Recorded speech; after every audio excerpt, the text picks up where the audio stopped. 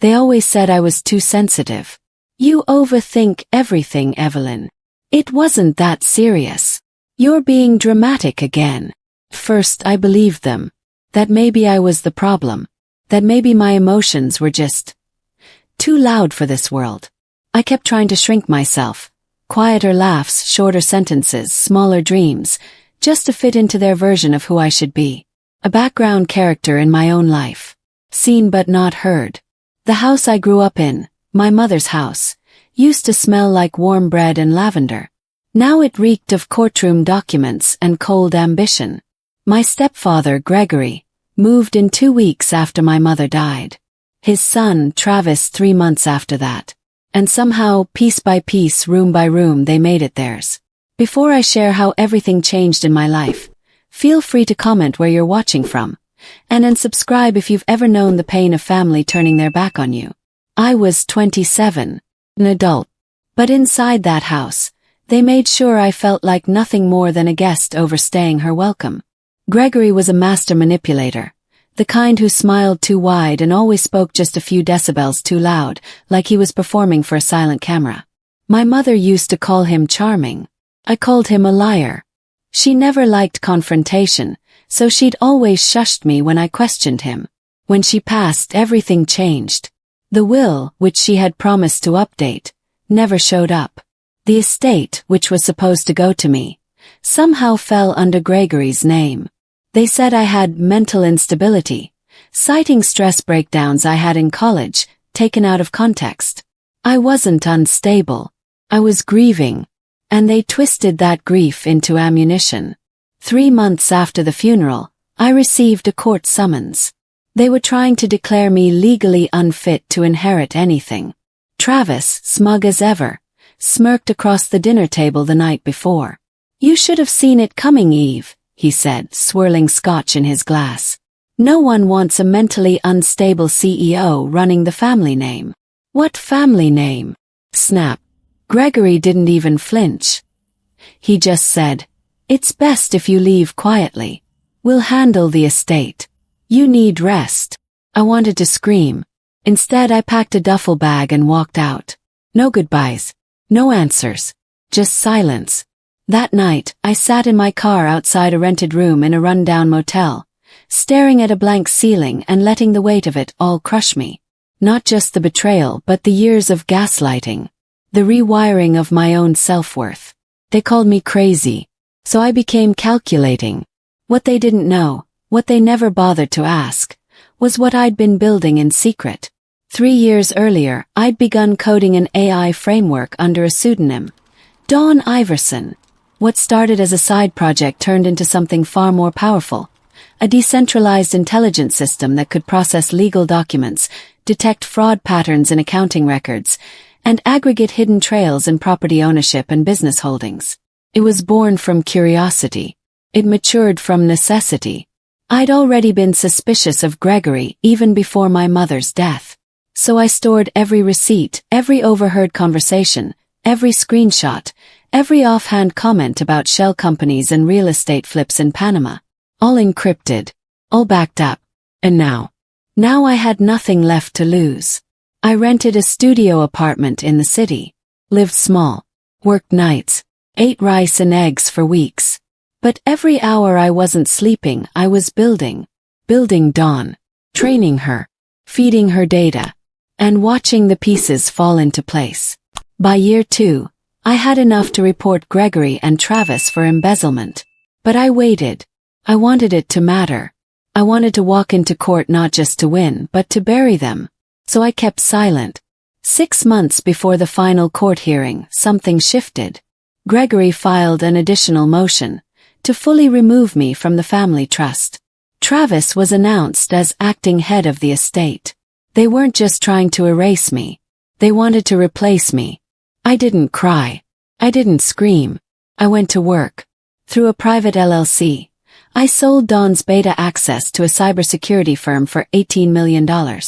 I registered a holding company. I bought back the deed to the original estate, the one my grandfather left behind before the family split into its current web of lies. It had been sitting in probate for years. Forgotten. But not by me. It became my sanctuary. There, surrounded by pine trees and silence, I laid out every piece of paper I had, physical and digital, and connected the dots. Gregory's fake non-profits, Travis offshore accounts, the fake investors, the stolen equity from my mother's businesses, even fake therapy claims used to label me as unfit. Every lie they used to drag me down became a nail in their own coffin, and I prepared one final file, a manila envelope. The night before the court hearing, I stood in front of the mirror, adjusting the collar of my blazer.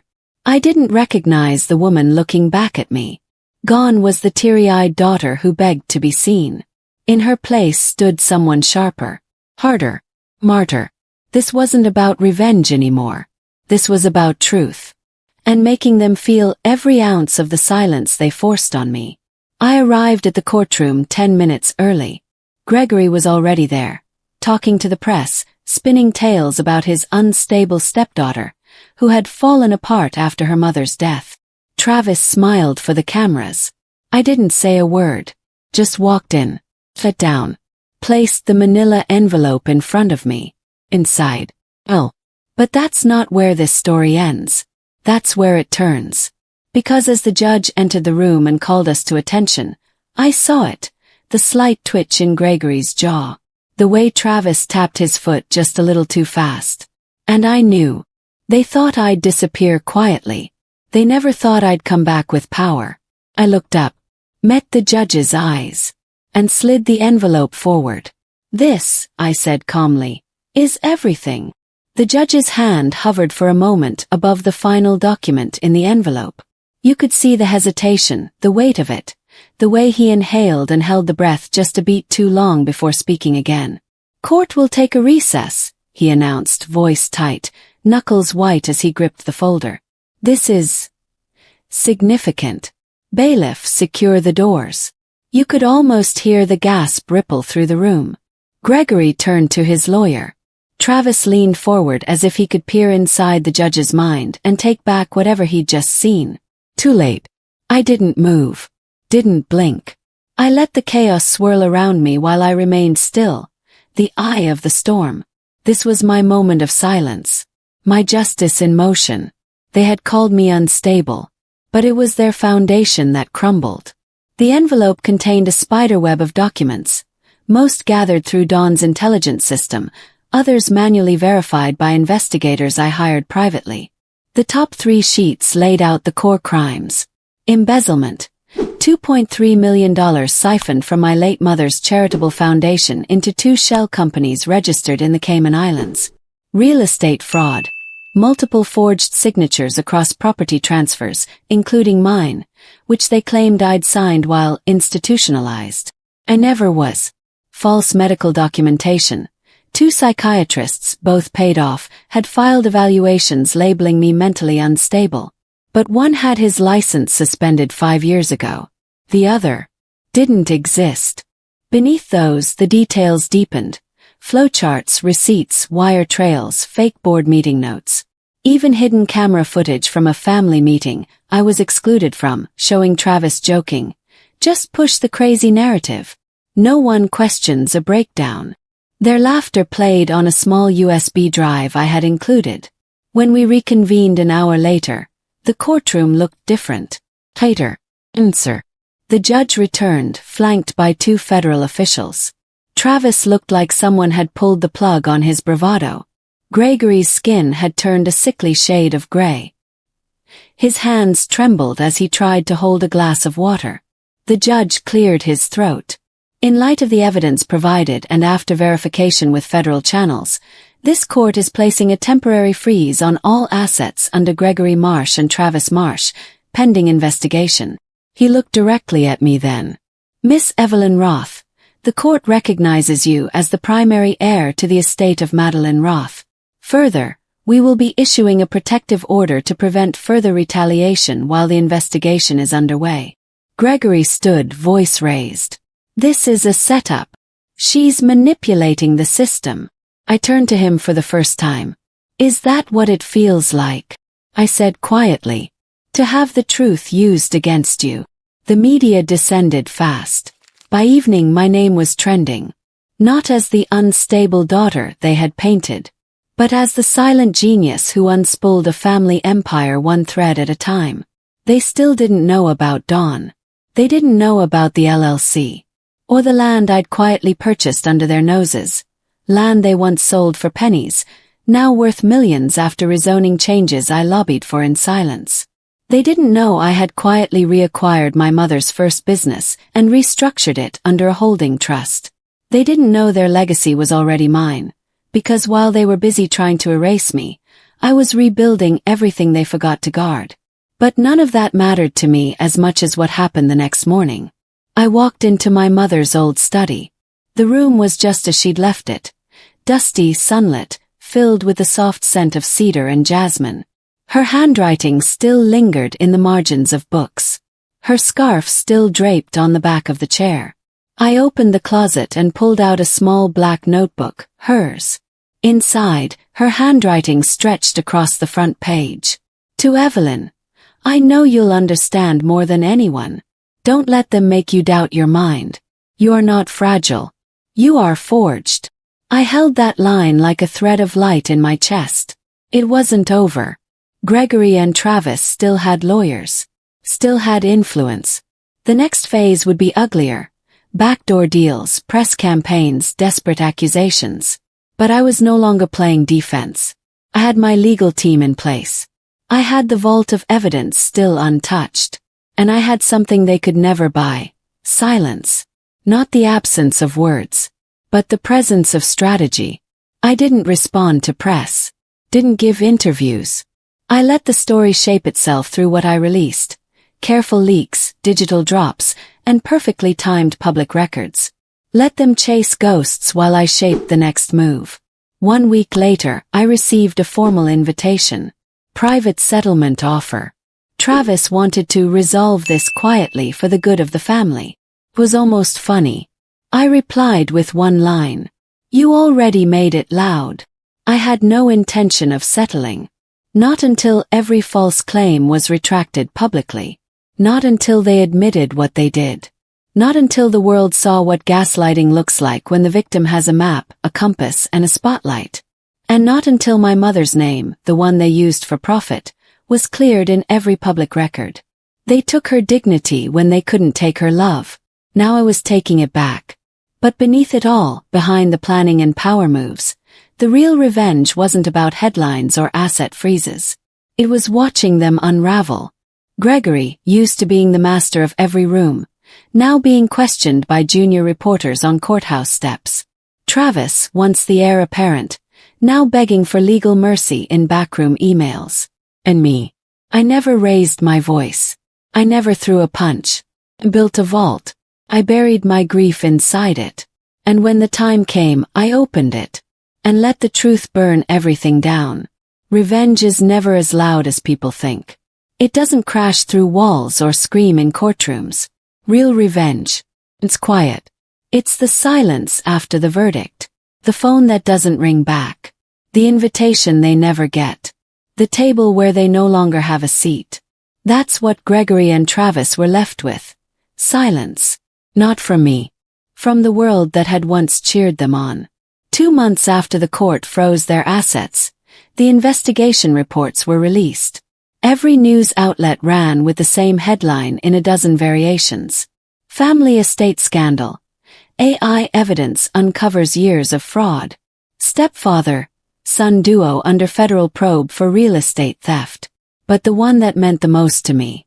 Evelyn Roth silences critics with calculated comeback. I didn't speak to journalists. I never needed to. The vault had spoken for me. They tried damage control, of course. Gregory's PR team released a carefully worded statement. Mr. Marsh deeply regrets any misunderstanding and looks forward to clearing his name. Travis posted on LinkedIn about mental health and forgiveness. He even tried to spin his downfall into a podcast pitch. From empire to empathy. I watched the clips, smiled once, then forwarded the audio of him calling me a mentally unstable liability to his potential sponsor. No words, just the time-stamped file. His podcast never aired.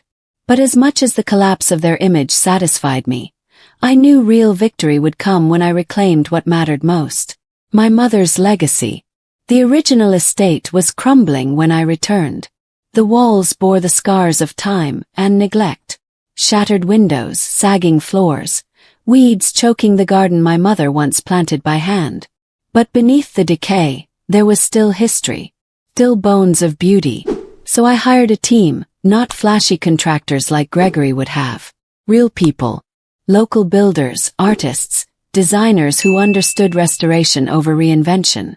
We didn't rebuild the house. We restored her memory. Every photo, every handwritten recipe, her violin, her journals. They weren't just artifacts, they were blueprints of who she was. We turned the estate into something new. A women-led tech incubator. Wealth House. Its mission: to fund and mentor women in AI, ethics, digital safety, especially those misdiagnosed, mislabeled, or silenced like I had been. We opened on what would have been her 60th birthday. The press wanted a speech. I gave them one line. This is what happens when the girl they called crazy stops asking for permission. Gregory and Travis weren't in jail yet, but they were drowning. The federal probes kept expanding. Civil lawsuits piled up. Their lawyers started quitting one by one. And even if the courts were slow, the world moved fast. They lost their positions on every board. They were locked out of accounts they'd built on stolen land. Their names became warnings, not legacies. And the final blow. I bought the property they once bragged about owning, the beach house where Gregory proposed to my mother.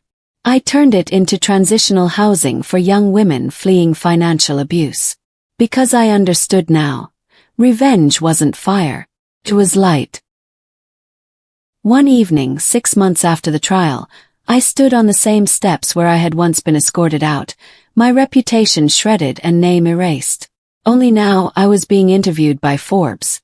They asked, if you could say one thing to those who doubted you, what would it be? I thought about it for a moment. About the cold motel room. The silence. The hunger. The spreadsheet tabs. The breakdowns that weren't really breakdowns. Just awakening. And I said, I'm not crazy. I'm calculating. The phrase became a headline. #movement. But the real ending didn't happen in courtrooms or boardrooms. It happened in a small room at the back of Roth House. One of the girls, maybe 19 with dark circles under her eyes and a folder full of rejected startup pitches, came up to me after a mentorship session. She said, I used to think I had to be loud to be heard.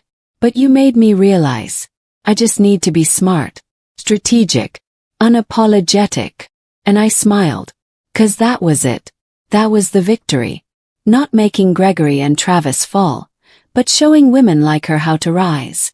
They took my voice. I turned it into code. They took my future. I built a company with it. They took my name. Now it's on buildings, legal documents, academic grants, and firewalls stronger than they ever imagined. And every time someone calls me unstable behind closed doors, smile. Because while they whisper, build. And I never forget. Some legacies are inherited. Others are taken back. Mine was both. Have you ever found peace where you once felt broken? I'd love to hear your story in the comments. And if my journey meant something to you, please like and subscribe. Your support helps me keep sharing these stories of strength and healing. Thank you for being here.